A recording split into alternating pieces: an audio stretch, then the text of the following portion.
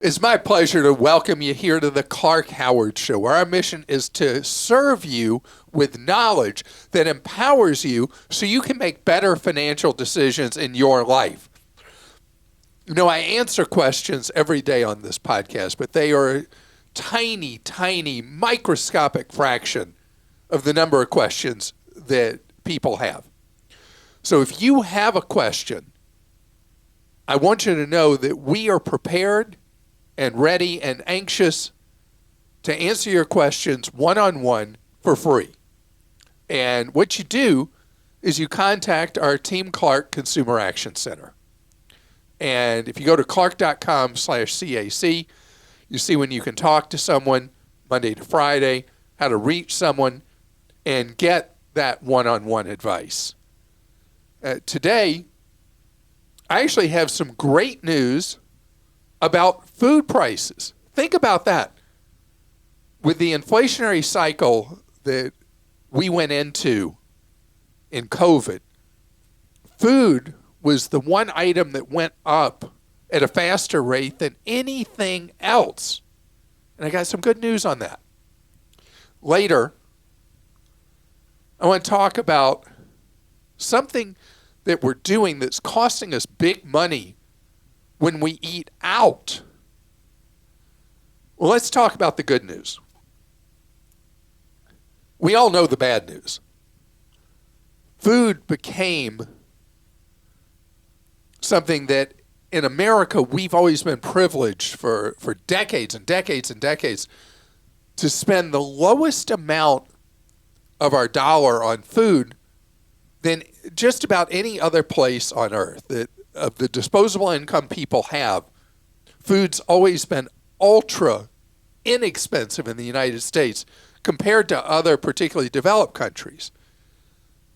And then this inflationary cycle where food was going up more than 10% a year, and some items went crazy high in 21, 22, and there's new data that food prices not only have leveled off, but the effective amount you're paying is down from what it was if you go back a year ago. One of the things that has made inflation look better is that the big price spiral with groceries was taking them up and up and up has broken. And I read a story in the Wall Street Journal about how promotional groceries are now, that the number of discounts being offered every week is back to historical numbers, and many weeks higher than historical numbers. Why? Because even though the price spiral has stopped, prices are now at a much higher point for groceries than they were before COVID. And so people still go in the supermarket and they feel sticker shock of what things were and what they are now. So the supermarkets, in order to get you to put things in your shopping cart, in your basket, are offering more and more deals. And so if you are intentional about how you shop, and instead of making a grocery list the traditional way, do your shopping based on what's on sale and modify your intended menus for the items that are on sale. The promotional activity is so strong now that you can get a much lower total cost of your groceries if you rethink that. Because normally people who work from a list, which is what's always recommended, make that list and they go in, they shop and they see, oh no, strawberries are this much this week. I can't believe I'm spending that much. Instead, what people do who want to save money is you product substitute. You maybe make a different thing than you intended to make with the groceries you buy. So you buy different groceries, make a different thing to take advantage of the sale items. And I wanted to give you really good news for Thanksgiving. Walmart and Aldi both are doing big promotional pushes where they're pricing Thanksgiving much lower than what they priced in prior years. So they're trying to use Thanksgiving as a way of promoting that grocery prices that were outrageous are now merely expensive. So they're not back to where they were, but Thanksgiving food is going to be much more affordable, at least at these two grocery chains, than they were a year ago, and that's good news. Christa? All right. Love good news. Let's start off here with Ben in Utah. He actually does not have good news because he says, my health insurance open enrollment is coming up, and my company is going to start a $50 surcharge per pay period. I'm paid biweekly for those who have working spouses if they're on your insurance, in addition to the higher premium you pay for having them on your plan to begin with. Is this normal? And P.S., it's supposed to be a not-for-profit company. Okay, so first of all, you're saying that the employer is discriminating against a spouse who works versus one who doesn't work. It is unusual in any case for an employer to include a spouse on health coverage at no additional premium per month. It sounds like what you're saying is that that a single individual working for the company has been paying the same for health coverage as a married individual with a non-working spouse, and now they're charging more for the working spouse. Your employer was giving an unusually good deal and actually is still giving a better deal than most employers because it costs the employer much more for health insurance when it is a couple versus an individual and a family versus a couple or individual. So they have hit a point where they can't afford, maybe, to continue to do that. And I think about how we do it with health coverage in our company.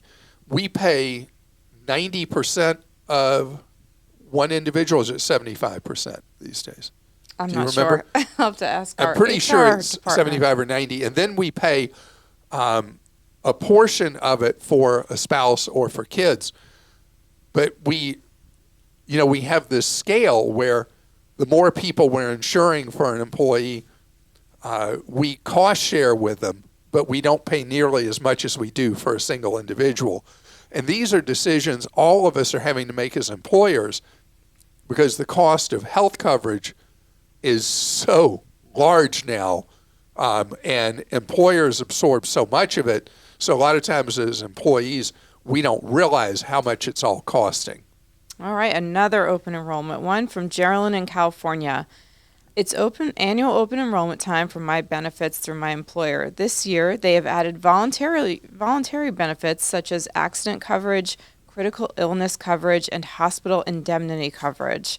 I have medical insurance, so are these extra benefits worth the extra cost? They would each cost approximately $10 per biweekly pay period and cover my whole family.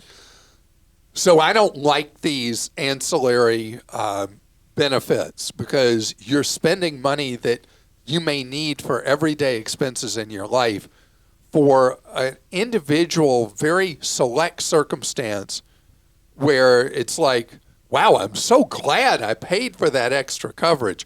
It's almost like with all the Christmas shopping coming up and everywhere you go, they try to sell you an extended warranty on whatever you're buying.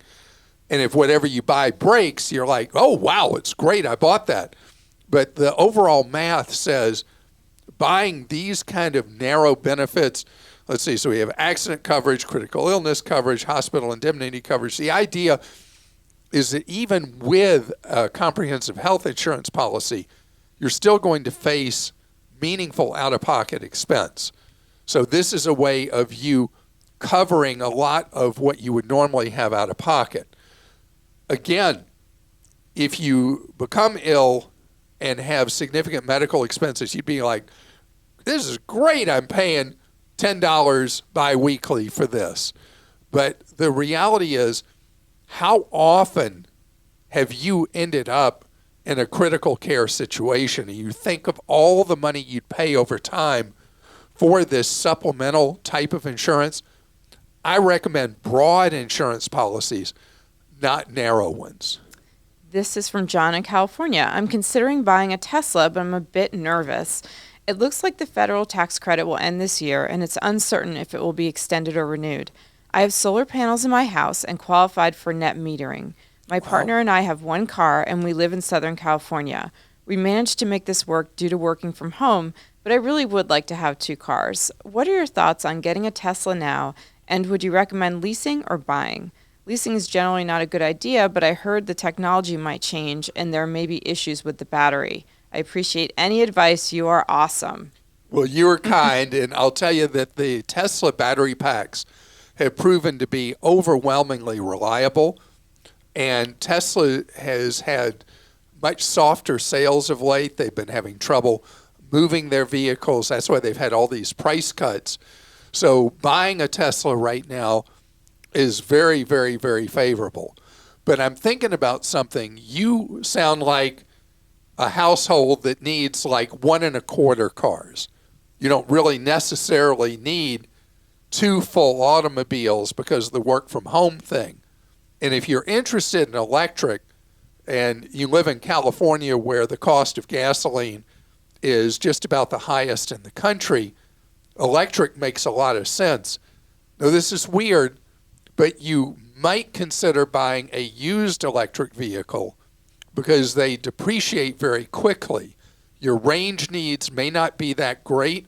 Older electric vehicles, that's the big shortcoming, is they have limited range. Again, the battery packs have generally proven to be very reliable.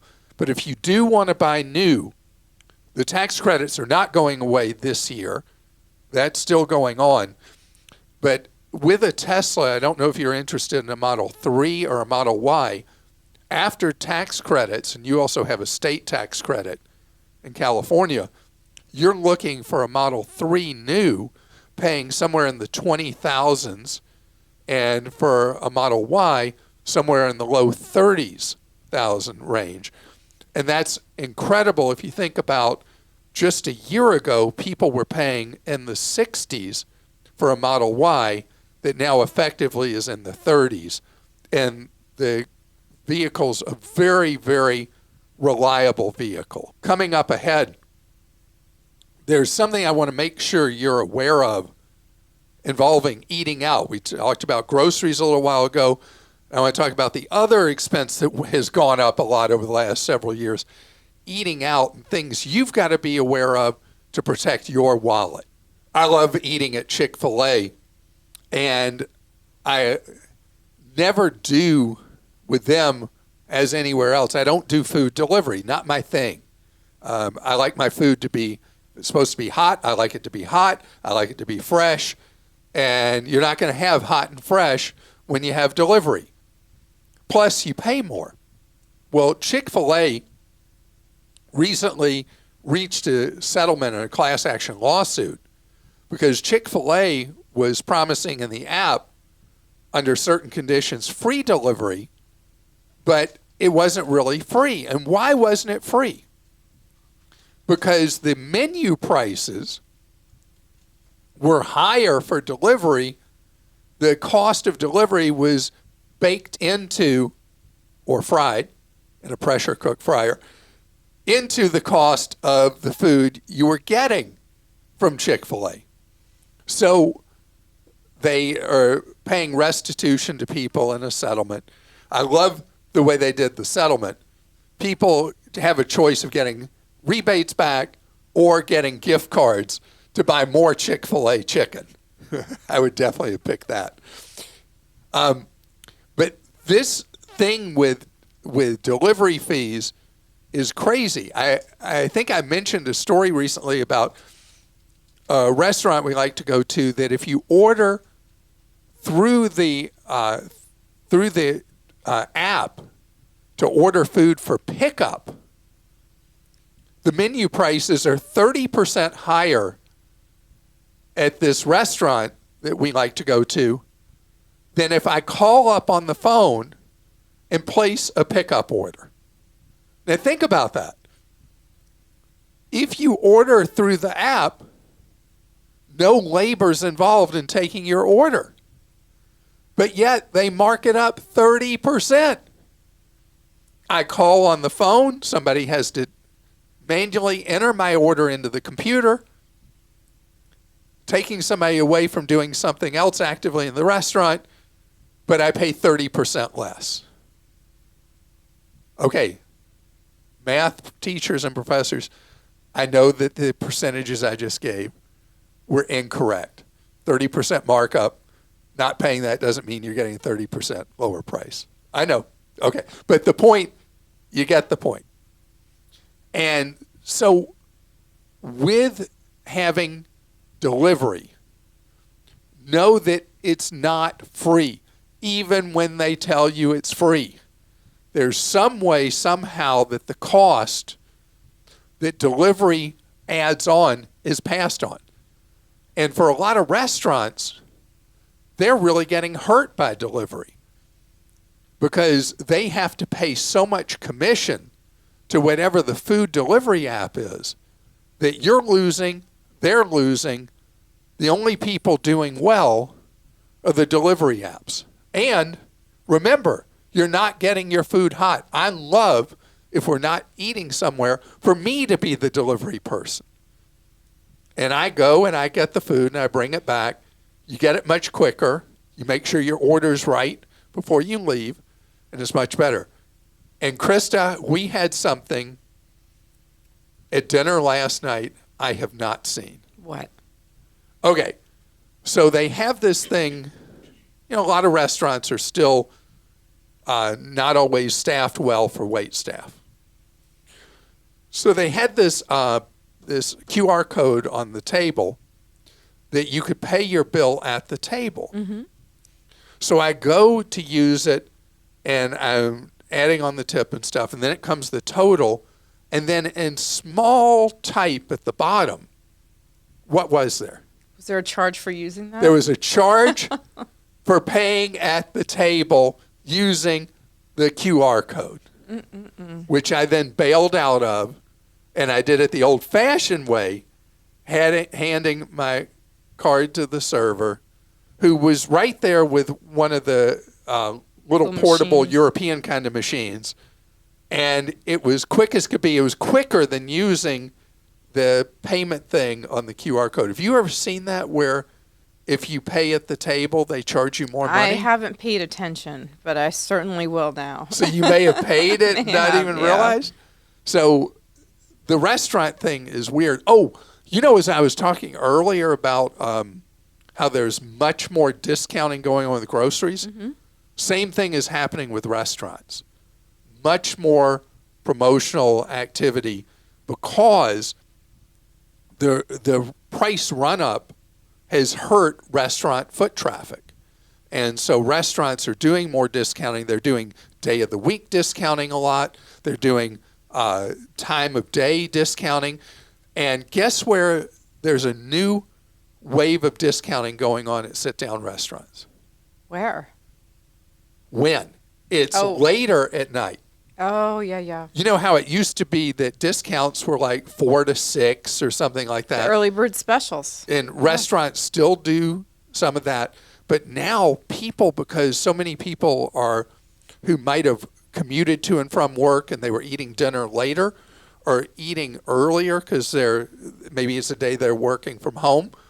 So restaurants are now finding that like 8 o'clock at night, that used to be like a peak time for fancy restaurants and mid-price restaurants, that traffic's softer then. Some of it's moved to earlier, and now it's not at all out of the question. You might find discounts eating later, and the busiest times remain people going to dinner at 6 or 7. So discounting tends to happen earlier than that or even later than that now.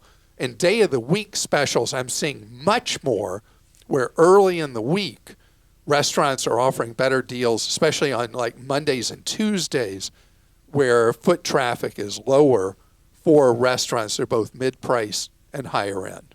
All right, well, we'll go to some questions now. This one's from Sherry in New York. She says, last Christmas, our daughter caught COVID in the airport, and we all had it for New Year's Eve. We had to delay her flight. Happy New Year, huh? Yeah, we had to delay her flight. You had that at Christmas one year, didn't you? Yeah. I think, yeah, it was around then, the first Yeah. year. What are the airlines doing now if someone tests positive? Is travel insurance worth it? Buying travel insurance for a whole family adds up. Are all the airlines the same with their COVID policies? So basically, everybody has blinders on now in the travel industry. They have put COVID on ignore, and you don't see any COVID precautions taking place. They don't do anything for you if you have COVID.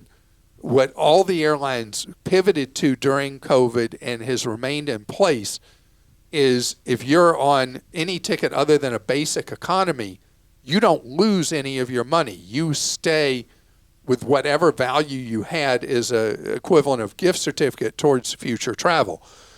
The problem is if you're already at a destination and you get COVID or something else and you don't feel well enough to travel or you don't want to make your fellow travelers sick, and so you delay your return a day or two, that value of the ticket that you're holding may not buy you your way home because you may have bought the ticket early. Now you're having at the last minute to buy a return flight. But that's kind of like the compromise the airlines have done, because prior to COVID, the three full fare airlines, American, United, and Delta, charged incredibly expensive change fees. And those were eliminated. They have not come back except for the lame basic economy. And so that's what the airlines will offer you. I know I travel all the time, and I hear a lot of people coughing on airplanes. And during the height of COVID, if somebody coughed, people looked over at them like they had the plague. Mm-hmm. And now people just don't even seem to notice. And you know there are people flying around you that are sick with COVID or something else. And that's just a fact. The insurance products offered, you're right, they're not good value. And I would accept the fact that most of the time you're not going to get sick, and occasionally it is going to cause a bump in your wallet, but cheaper than buying some kind of trip insurance every flight you take. And Mike in Ohio wrote in with this. I wanted to know your suggestion on how to deal with a large company that won't honor their manufacturer warranty. I bought a TV that hasn't worked since I bought it. It's covered by a 1-year warranty. After contacting customer no service, they keep sending me endless emails with no resolution. I filed a BBB complaint, but I was wondering if it's worth taking them to small claims court for a $500 TV, or if they can just get away with not replacing it. Thanks, Clark. I love your show. So, Mike, I've got some questions for you that are not answered in the way you posted your question. I don't know if you bought the TV direct from the manufacturer, which would be unusual, or if you bought it through online or physical major retailer. The real help and leverage in a situation like this comes from the retailer, because they're actually more powerful than the manufacturers today. You've been dealing with the manufacturer of the TV, and you've not mentioned any retailer involvement. Maybe you did somehow buy direct from the manufacturer. Again, a very unusual process.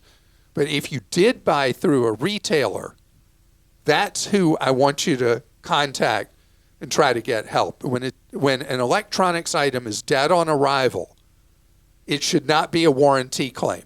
It should be a direct replacement, like you've been trying to get for this TV that $500 just wasted. Now, you've done the Better Business Bureau complaint. You've not said if anything has been resolved through that. With legitimate companies, I find the Better Business Bureau process is usually very helpful. With companies that are shady or crooks, it's not helpful at all. So if that's played out and that didn't do anything for you, try the retailer if there was one. You could do the small claims court. That would almost certainly get you results with the manufacturer. And one other thing I've mentioned occasionally is using what are called executive level contacts, because right now you're dealing with probably a contract call center, and Elliott.org is a nonprofit I've mentioned before that has a list of quote-unquote executive level contacts at various companies. It would be worth it to see if there is one listed for this manufacturer and take a stab at sending an email to that individual and see if it does anything to solve this for you. And another Mike wrote into Clark Stinks, so I don't know what state he's in, but it wasn't a Clark Stinks. And he says this: I liked your recent advice on end-of-life discussions. I've been thinking about that, but procrastinating. We've no kids, but 2 nieces we're close to. It's not the same as having your own children. Outside of the big decisions, is there a service that might take care of day-to-day financials like I did for my dad? I was an only child. Would a CPA be someone to look for? We've also thought about doing a trust, but that's expensive. So trust arrangements are complicated things that have to be managed, and trusts are usually done because of either having a complicated financial situation, owning your own business would be an example, having a blended family, having contentious family members. There could be other circumstances a lawyer who specializes in wills, estates, and trusts would recommend. But I want you to know, Mike, that trusts are not a panacea, and they're marketed a lot as if they are. But you're on to something with the CPA. If you establish a relationship with the CPA, let's say one who does tax, and they do your tax returns for you and things like that, it is something that does happen at CPA firms, and it depends on the firm, but they may have employees that help manage people's stuff for an hourly fee in the event that's needed. And that is a viable option. So if you use a CPA, it would certainly be great to talk with that CPA and find out from him or her if this is a service they could offer in the event that you're no longer able to handle your own financial affairs. Because the normal alternative is a bank trust department. I don't like them. They charge very high fees. They tend to put people in very unsuitable mixtures of investments. And I know banks have good purposes in life. This is not one that they're good at. So, so I actually said banks have a purpose. There you go. Right? That was somewhat positive, right? Mark this day down. Yes. So with that having been said, it is time for today's Clarkie. Clarkie of the day. So Steve called this in before when we talked about Halloween costumes, just so you know. Hi, my name's Steve. I live in Kentucky, a longtime Clark Howard fan. However, recently I've been kind of more of a Christa fan. Anyway, I wanted to make a suggestion to Clark. He was talking about a Halloween outfit for the YouTube channel, and he was wondering how to dress as a Vanguard or a Vanguard employee. I have a suggestion. Tell Clark he may dress normally and just not answer calls that day. Thank you. Thank you, Steve. Oh, a perfect Vanguard stinks. That was really great. And since he's your fan, why don't you respond? Thank you, Steve. That's hilarious. Thank you for listening. And thanks to everyone who's been sending in their Clarkies. And now that we're a week out from Halloween, any Halloween costumes that are left in inventory or on the shelves are so crazy cheap. I saw that Sam's Club is running a clearance on Halloween costumes that are left over for adults and kids. Wow, are they cheap. That's awesome. Because they got to move that inventory. And so I know it's 51 weeks till the next Halloween, but you can go ahead and inventory in your own home that deep discount costume. And if you want to call in your Clarkie, tell us why you listen or just tell us a little bit about yourself. The number is 404-981-2071. How did you know that by heart? You weren't looking at any notes? I was looking. Oh. I thought you weren't looking at anything. Well, thank you so much for joining us today on this podcast. And remember that we are here for what purpose? To help you save more spend less, and avoid getting ripped off.